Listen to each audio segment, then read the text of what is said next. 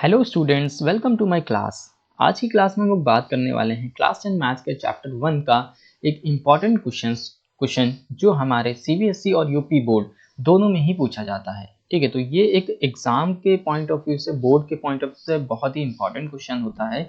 काफ़ी बार इसको पूछा गया है। ठीक है, और थोड़ा सा बच्चों को लगता है ट्रिकी क्वेश्चन, थोड़ा सा डिफिकल्ट लगता है, बट एक्चुअल में अगर आप उसको समझोगे तो बहुत ईजी क्वेश्चन है। एक्चुअल में होता क्या है, इसमें थोड़ा सा आपको वर्ड प्रॉब्लम है तो लिखना पड़ता है, इस वजह से बच्चों को थोड़ा सा डिफिकल्ट लगता है। बट आप अगर एक बार समझ जाओगे किस वे में इसको लिखना है, देन आपको बहुत ईजी लगने लगेगा। ठीक है, तो चलिए हम इसको सॉल्व करेंगे और आपको बताएंगे कि कितना ईजी क्वेश्चन है ये, आप कितनी आसानी से इसको कर सकते हो। ठीक है, क्वेश्चन में कह रहा है show that any positive odd integer is of the form 6q+1 6q+3 6q+5।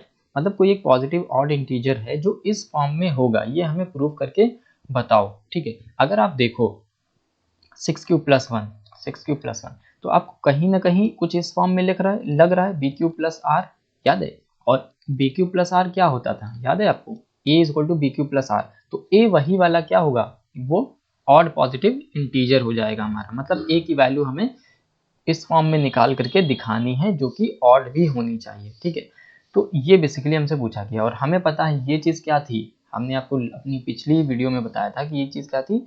ये था हमारा यूक्लिड्स डिवीजन लेमा, राइट, जो कि कुछ नहीं बल्कि restatement of long division method था, जो हम छोटे क्लासेस में करते थे। चलिए इसको करते कैसे हैं, तो थोड़ा सा हमें यहाँ इसमें लेट करना पड़ता है, मतलब वर्ड प्रॉब्लम है तो थोड़ा सा लिखना पड़ेगा। तो क्या लिखेंगे, देखिए लेट ए, हमने ए को क्या मान लिया, be any positive odd integer. ठीक है, ऑड इंटीजर को हमने क्या मान लिया, ए मान लिया। ठीक है, एंड अगर आप ध्यान से देखो तो b इक्वल टू यहाँ पर 6 है, राइट। अगर इससे कंपेयर करोगे bq+r से, तो यहाँ b की वैल्यू 6 है और r की वैल्यू कितनी है, 1 है। इस फॉर्म में 3 है, इस फॉर्म में 5 है। तो फिलहाल r से हमें मतलब नहीं है, बट b पे फोकस करो आप। तो b की वैल्यू कितनी है, 6। ठीक है, तो हमने क्या मान लिया, and b is equal to 6 है। ठीक, देन क्या होगा, by Euclid's division lemma, by, ठीक है, ये चीज आपको लिखनी पड़ेगी, यूक्लिड्स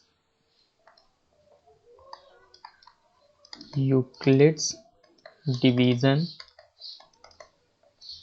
लेमा। ठीक है, क्या होगा यूक्लिड्स डिवीजन लेमा, हमें पता है a is equal to bq+r। ठीक है, इसको मैं थोड़ा सा इधर कर देता हूं ताकि मिक्स ना हो जाए। ठीक है, फॉर सम इंटीजर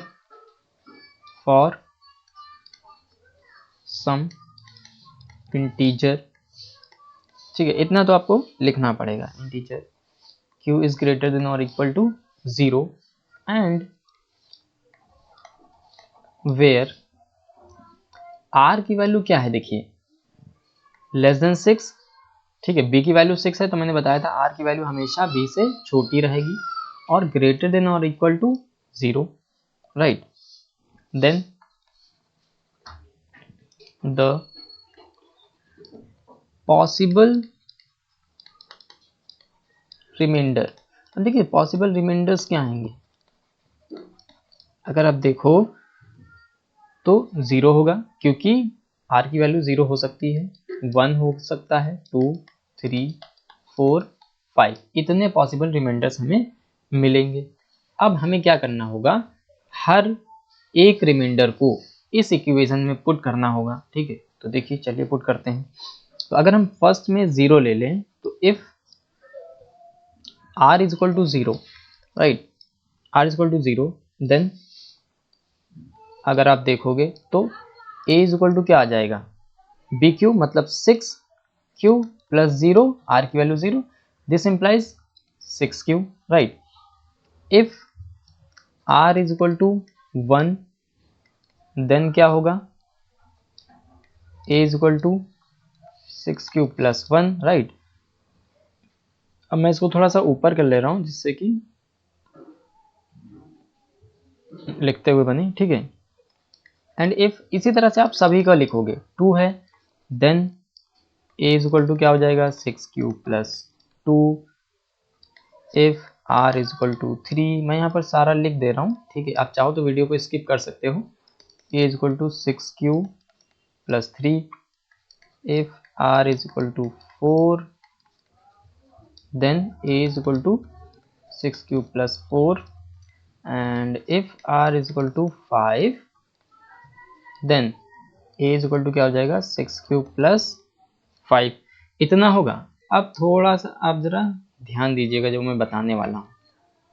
देखिए हमसे बोला है odd integer, right, positive odd integers. तो सिंस हमने q को क्या माना है, पॉजिटिव ही माना है, q इज ग्रेटर देन और इक्वल टू 0 लिया था, ऊपर लेट किया था, ठीक है, तो q हमेशा अभी फिलहाल के लिए 0 ही पॉजिटिव रहेगा, ठीक है। अब देखिए अगर आप ध्यान से देखो इसको, इस वाले टर्म को, इस वाले टर्म को और इस वाले टर्म को, ठीक है, जिसको मैंने यहाँ पर डैश बनाया, लाइन बनाई है, उसमें आप देखो तो 6q है। अब 6q अगर q की वैल्यू कोई भी हो, इवन हो, ऑड हो, no matter what the value of q is, वो हमेशा किस में आएगा, हमेशा इवन नंबर ही आएगा, क्योंकि q की वैल्यू लेट से 1 ले लेते हैं। तो अगर 6q है मतलब 6 मल्टीप्लाइड बाई 1 कितना आ जाएगा 6, मतलब आंसर हमेशा किस में आ रहा है, इवन में आ रहा है। q की वैल्यू कुछ भी है, इवन है, ऑड है, हमेशा आंसर किस में आ रहा है, इवन में आ रहा है, राइट।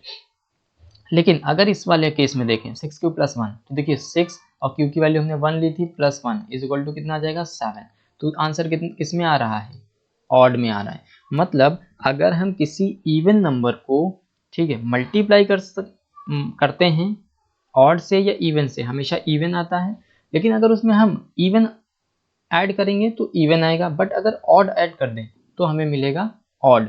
मतलब आप देखिए ये चीज थोड़ी सी लिख दीजिएगा आप, एनी नंबर, देखिए इसको फील करने की जरूरत है, अगर आप फील कर लेगा इसको तो फिर आप समझ जाओगे कि किस तरह से ये हो रहा है। Any number multiplied by an even number, ठीक है, गिव्स, आपको क्या मिलता है, एन इवन नंबर, राइट। अगर आप किसी भी इवन नंबर को, ठीक है, मल्टीप्लाई करते हो किसी भी नंबर से, any number multiplied bye even number, तो हमेशा क्या मिलता है, इवन नंबर मिलता है, राइट। सो अगर हम बात करें, आप देखो अगर ध्यान से, तो if a is equal to, जो हमारा 6q है, राइट, और a इज इक्वल टू जो हमारा 6q प्लस 2 है, और a is equal to 6q plus 4 है। आप ध्यान से देखो तो देन a जो हमारा होगा वो क्या होगा, एन इवन नंबर, राइट। कैसे इवन नंबर, देखिए अगर हम q की वैल्यू कुछ भी रखेंगे तो यहाँ पर क्या आ जाएगा, मल्टीप्लाई अगर इवन नंबर से होता है किसी भी नंबर को तो वो इवन बना देता है, और अगर उसमें हम इवन ऐड करते हैं तब भी वो इवन बनाएगा। मतलब इस वाले केस में देखिए ये इवन बनेगा, प्लस 2 ऐड करेंगे तो उसमें भी इवन आ जाएगा। तो ये वाला 6q प्लस 2 6q प्लस 4 ये क्या होंगे, इवन होंगे, जबकि हमें क्या बताने हैं, ऑड इंटीजर्स बताने हैं, ठीक है। देन इसको थोड़ा सा हम और स्क्रीन को ऊपर करते हैं, ये हुआ। Then therefore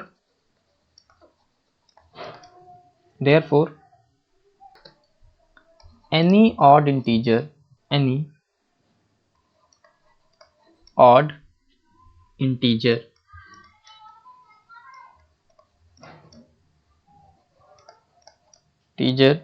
is of the form